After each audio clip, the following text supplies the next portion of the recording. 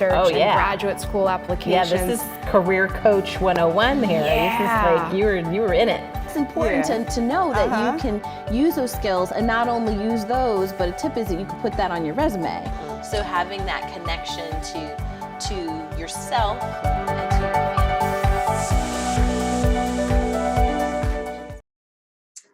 Hello and welcome to Career View Mirror. I'm your host, Joyel Crawford, and today's very special guest is Tiffany Dufu. She is a catalyst at large in the world of women's leadership and the author of Drop the Ball, a memoir and manifesto that shows women how to cultivate the single skill they really need in order to thrive, the ability to let go. Ooh. Yes, and it's an amazing book at that. She was named to Fast Company's League of Extraordinary Women. Tiffany is the founder and CEO of The Crew, which is a peer coaching platform for women looking to accelerate their professional and personal growth. And I'm going to talk about that a little later. She was a launch team member to Lean In and was the chief leadership officer at Laveau, one of the fastest growing millennial professional networks. Prior to that, Tiffany served as president to the White House Project, as a major gifts officer at Simmons College in Boston, and as an associate director of development at Seattle Girls School. Tiffany serves on the board of Girls Who Code and Simmons College. She is a member of the Women's Forum New York, Delta Sigma Theta Sorority Incorporated, so Founders Day is coming soon, and is a lifetime Girl Scout. She lives in New York City with her husband and 2 children. Welcome, Tiffany. Thank you so much, Joyel. And it's just a pleasure to be in conversation with you. I feel like if we can just catch up. Yes, it is. I mean, it's been a minute. And you know, Tiffany, for those who don't know about my professional stalking, I like to talk about professional stalking in my book, Show Your Ask. She's one of the first professional stalking candidates. She doesn't know it, but I saw her back in 2016 at the She Summit, and that's where I saw you speak. And I have been following her like obsessively. And I'm a member of The Crew, and I think it's so important to talk about how you got into this world of empowering women and women's leadership. That is my jam. But how did you just get started? How did it all start, Tiffany? Yes. So first of all, thank you for having me. My life's work is advancing women and girls. That's pretty much why I'm on the planet. And so how I got into it professionally really is, for me, starts with a question about like why I'm here to begin with. And I think that all of us can have a purpose. I don't believe that it's as complicated or as mystical as people would like a purpose to seem. I don't know anyone who was walking down the street, the skies opened up and some voice of God said, "You are here to save the orca whales," or whatever it might be. I believe that purpose is simply a decision that's inspired by one or more experiences you have in your life.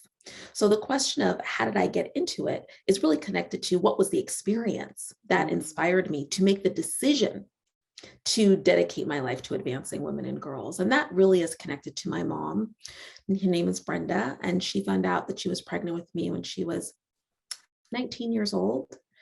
My parents are originally from Watts, LA, and my mom didn't know that much other than her environment, but she knew that there had to be something more. And she encouraged my dad to join the Army. I was born at Fort Lewis Army Base in Tacoma, Washington. 9 months later, my parents broke a cycle of poverty and addiction and violence in one generation. And based on that move, and we ascended, we fulfilled what you might call the American dream. Now, when I was 16, my parents got divorced, and my feminist flames probably started to get fueled throughout that experience because I learned that all of the economic, social, political capital that I thought was our families was really only my father's, because he was the one who had gone to college on the GI Bill, who had eventually gotten a PhD in theology. He was the one who pastored the churches. He was the one who was the beacon in the community. He was the one who worked outside of the home and was compensated for that economically. My mother worked very hard, but she was what I call a non-paid working mom, meaning that she wasn't compensated for her labor. And unfortunately, after the divorce, my mom fell back into those cycles of poverty and addiction and violence with her second husband. I spent most of my 20s trying to save my mother before I realized what many of you have probably realized, which is you can't save another person. Right. Each one of us is the most powerful change agent in our journey. But that experience inspired me to really spend a great deal of time focused on whispering in women's ear, you're smart, you're beautiful, you're loved, you can do this, because that's what my mother used to tell me every day. And it's really fueled me. Now, the question specifically around career has to do with how I have come to apply my gifts, my talents, my skills and abilities toward this purpose and how I've monetized it. And for that, I started with just choosing to work for organizations that had a mission that was focused on women and girls. And that really solidified back in my hometown, Seattle, with a really incredible institution called Seattle Girls School. When I moved from Seattle to Boston, only because my husband wanted to go to business school, I worked at Simmons College, which is a women's college in Boston. When I moved from Boston to New York, I worked at an organization called the White House Project that trained women to run for political office. I eventually ran that organization, went to Lean In, and the rest, is history. So I started by just focusing on what organization has a mission, what company, what brand has a mission that I care deeply about. And we can talk about how I fell into fundraising, but that's really how it started. That's fantastic. So it was an experience that sparked the fire. And also it's important, I like the idea that you're sharing, that you looked at something that you aligned with. A lot of times when we're looking for career paths or we're searching for jobs or the fit, it's it could be monetary, but you were looking at something deeper that spoke to your inner mission and your values. Yes. And I think also sometimes what we look to is where our skill set is and what we've done before. So we'll look at our profession, so to speak. And I've been pretty agnostic in terms of the profession part of it. If I need to become a tech founder of a company that uses an algorithm to match circles of women when I haven't written one line of code, I'm an English major, I will do that. I will do what's required and learn new skills and change my profession in order to be able to follow this passion and purpose. So I think in working with, really amazing coaches like you, Joyel, people can come to really understand what their higher allegiance can be to. And once you're committed to that, that can be what your career is. And to really allow yourself some flexibility to learn new things and new skills in order to get there. Oh, I love it. I love that. Connecting to your higher allegiance. Oh, that sounds like good copy for my website. Take it, girl, take it. Yes. So, I mean, it's so interesting about connecting to that higher allegiance. A lot of times we, at least in my story, I was trucking along a path that my parents wanted me to go down. Like they weren't going to pay for me to have fun at school. So I wanted to do all of these different things that they deemed fun that weren't going to make money.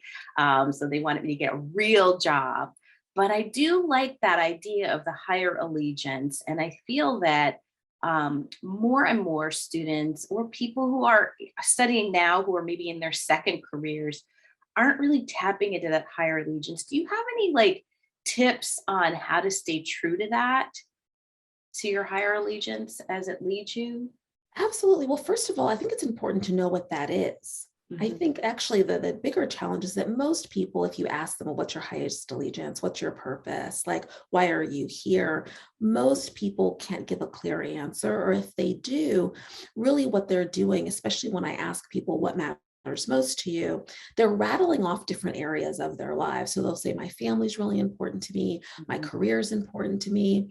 But really, what I think we all have to get at is what am I hoping to achieve in Mhm. relationship to what matters most to me? Mhm. And once you've taken yourself through a process of figuring out what that is, one of the most helpful exercises that I used in my own journey of self discovery was a funeral visualization exercise made very Mhm. popular by Stephen Covey, where you just think about the end of your journey and who you would want to eulogize you. I think it's a very appropriate exercise to do, given that so many people around the world are losing their lives now Yes. to this virus, to really think about if a family, if a friend, if a coworker stood up and said some remarks about the impact that I made in the world, what would I want them to say? That's going to tell you a lot about what your purpose is, about what your highest allegiance is to.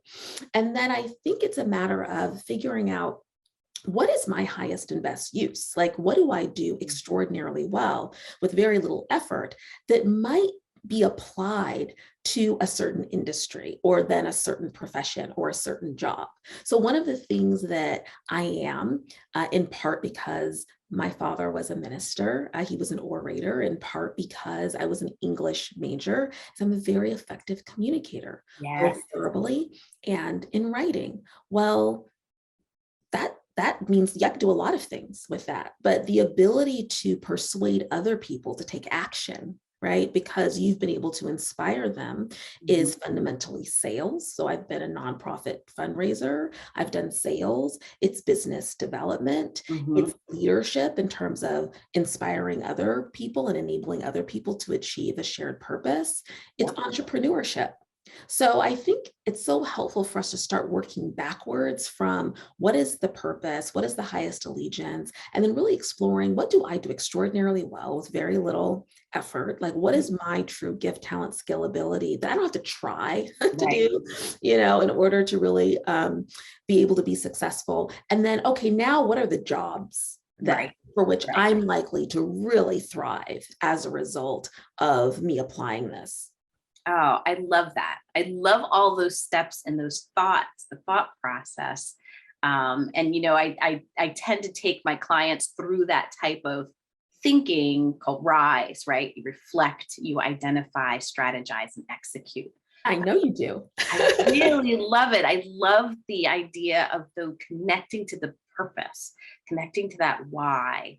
And it's so important because we get lost in the sauce of everyone else's voices of what's going on, but to go and deeper and looking inside to keep you motivated and energized. And I love that funeral visualization. I've actually talked about doing that with clients, but I've yet to do it myself. I think I'm just a little bit nervous about jumping in and talking about, having this Ebenezer Scrooge type moment. Like, what are people going to say when I'm gone?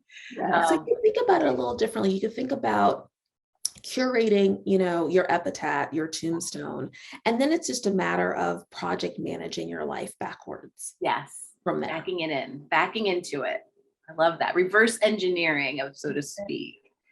What's one myth that you would wish that you could eliminate from the all the many different things? You wear so many different hats in your career. Would it be like what would be the myth that you'd like to dispel about the work that you do?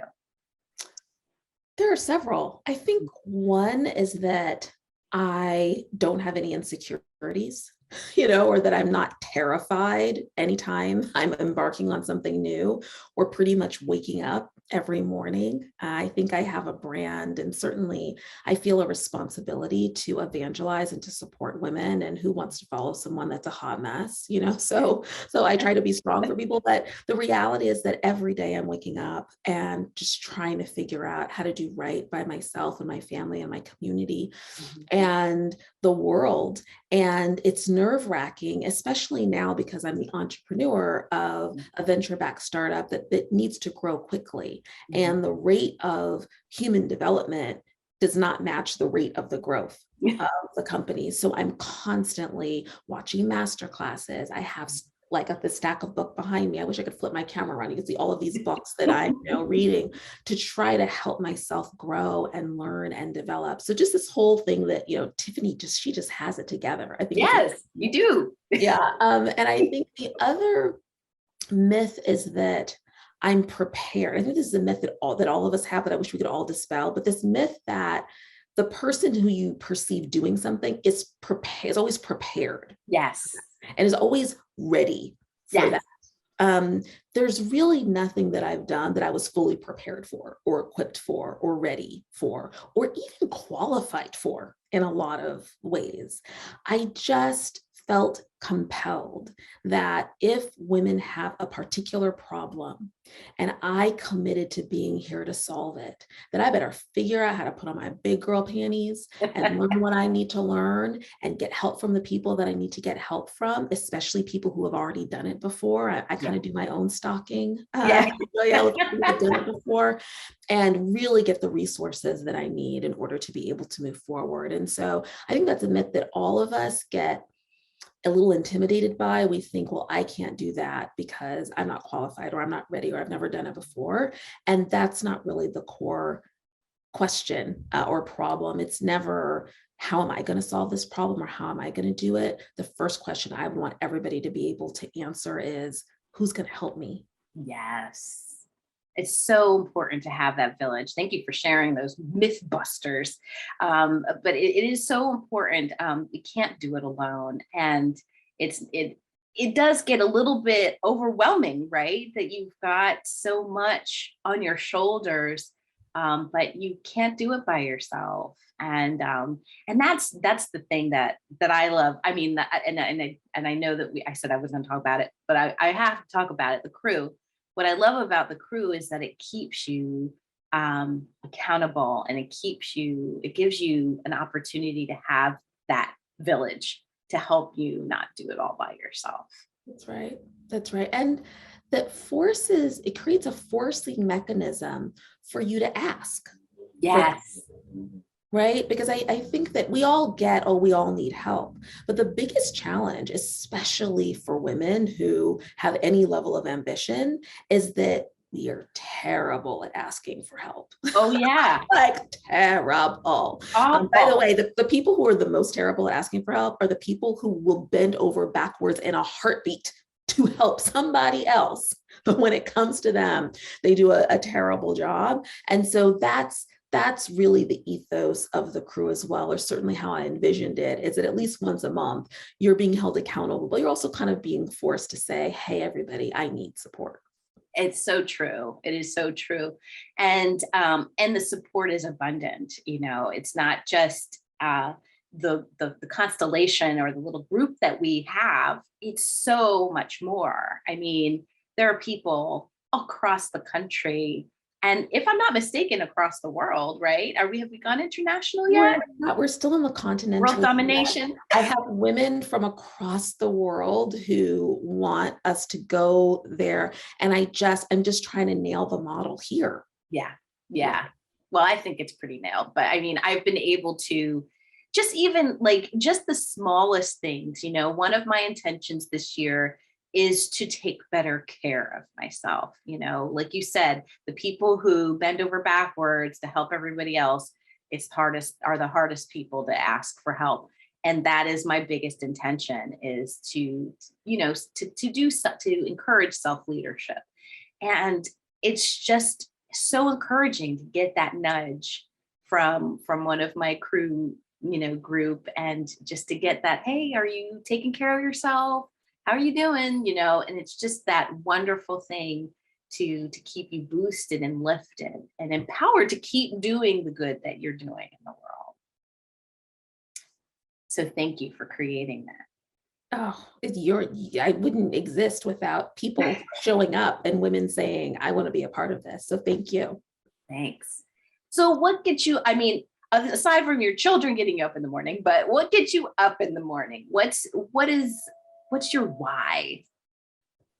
So I mean, I pretty much get up every day trying to figure out, okay, what woman am I going to get to today? And how am I going to whisper in her ear that she's smart and she's beautiful and she's loved and that she can do this? There's no doubt that that definitely fuels me. And part of the reason why I'm so clear about that is whenever I get down, that's really where I go to outside of my affirmation cards, which we can talk about. My kids will tell you that, they'll say things like, yeah, we know that you love us, but they're not my purpose necessarily. I'm very lucky and I feel really privileged that they chose me in this lifetime to serve as the role of their mother, and that I'm here to help instill in them some values and help them to achieve clarity through some guidance and encouragement. And I do my best every day to do that, but they've got their own journey, and I try not to get mine confused with theirs. I wish all mothers were so set in that, but I really love that term, they chose me. And that is a really great thing. And also to say, who am I going to uplift and empower and show them that they're loved and that you're talented? I love that. I love that why. Have you experienced, I know that you've been in fundraising, you're in entrepreneurship, tech, creating all of these wonderful opportunities for empowering women in leadership. Have you experienced any challenges, especially being a Black female, just a parent on top of everything else? What are some key challenges that you've experienced that you've overcome? Oh my gosh, where do we begin? I know, right? We could have a whole nother series. First of all, it's the balancing of all of my different roles. Okay. And the fact that there's only 24 hours in a day. And there are multiple roles. So just to rattle through them, because we all have multiple ones. Yes, I'm a mother. I have 2 kids. One is 12, one is 15. I'm a wife. I'm the oldest daughter in my family. I have younger sisters. And so if you're the oldest in your family, you can imagine kind of what that means. I'm the author. So in addition to the crew, I actually have a whole thought leadership practice. I'm a public speaker. There are 2 nonprofit boards that I am obsessed with and that I volunteer my time for. One is called Girls Who Code, and the other is Simmons College. So I used to work at Simmons, and now I'm on the board of Simmons. And between, most of my days are spent somehow juggling all of this in addition to the crew at the same time. So what do I struggle with? How do I achieve these things? I definitely employ some of the practices from my book, Drop the Ball, but I would say the most important exercise or thing that I've done is to really look at all of those roles and to rewrite new job descriptions for them. Because until you go through the process of doing that, you're likely for any one of your roles, kind of by default, expecting yourself to fulfill a job description that you did not write, you have no control over. For example, in your job description for Good Mom, unless you've rewritten yours, there's definitely a line that says you must physically be present when your child takes their first steps. Like universal pressure, even though not one person can tell me that they remember who was there when they took their first steps, but somehow this is like such an important momentous occasion that you're a terrible mother, if you're not there. Just one little example. And so really figuring out what are the top 3 or 4 things I need to be focused on in order to really execute this. And for other people who are stakeholders in your role, asking them the question, remember, going back to asking for help is one of the most empowering things that you can do for yourself. If you're a parent, ask your kids. So for the next 6 months or so, I want to be a good mom. What are the top 2, 3 things that you need from me in order for you to feel like I'm a good mom? Because at the end of the day, it matters to me, what you think. You'd be surprised. Ask your partner, What do you need from me in order to be a good partner, in order to be a good spouse? Talk to the members of your team, talk to your boss. What do you need from me? Here are what my priorities are. What do you need from me in order for you to feel like I'm hitting it out of the ballpark? The reason why it's such a helpful exercise to do with all different stakeholders is that there's a huge likelihood, and if you try this, I'll bet you this will happen, your expectation of yourself is way higher than everybody else's. Oh yeah. It's like above my head. Yeah. Way higher, right? So you'll be surprised. Right now, in order to be a good mom, there's a few things on my list. Number one is that I have a meaningful conversation with my kids each and every day. I put that on my list because I'm effectively their coach in chief. What kind of day did you create for today? Who did you laugh with today? If an alien came down and abducted someone from your classroom, or in my son's case, your Fortnite game, today, who would they have abducted? Why would they have abducted, that person? So that's the first thing. The second thing I've already taken care of, because I did this exercise about 6 months ago, and my kids really wanted us to get our Christmas tree early. So because I'm a drop the ball mom, I'm always like rushing out to get the tree like the day before Christmas.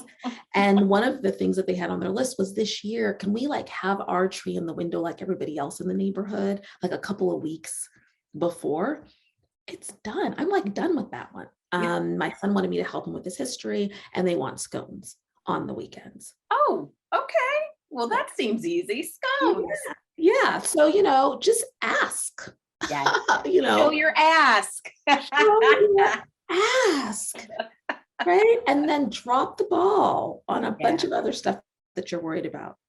Yeah, I like the keeping the list short, keeping the job description short and manageable, because if you have that long, just like a typical job description, nothing ever really gets done on that huge long list, and everything's a priority. But just synthesizing it to those top 3 would just be fantastic. Love it. I love that. And I just want to say something, because sometimes this comes up, just to be really clear. It's not as if there aren't other things on the list. It's that there's nothing else on the list that you're going to allow yourself to feel guilty about. Ooh, if you don't make that happen. You're not going to tie your value or your performance in your role to any of those other things that are on the list. Oh, that is a very important thing that you mentioned, Tiffany, because again, high expectations and not checking off all of the things, you feel really guilty about not getting it all done. Now you've got the prioritized there. Oh, fabulous. No, that's another one. I'm guilty, overachiever, all of the above. These are wonderful, wonderful tips, wonderful gems you're dropping today. My last favorite question before I let you go is, if you could share 1 or 2 career or leadership tips with the younger Tiffany, what would they be?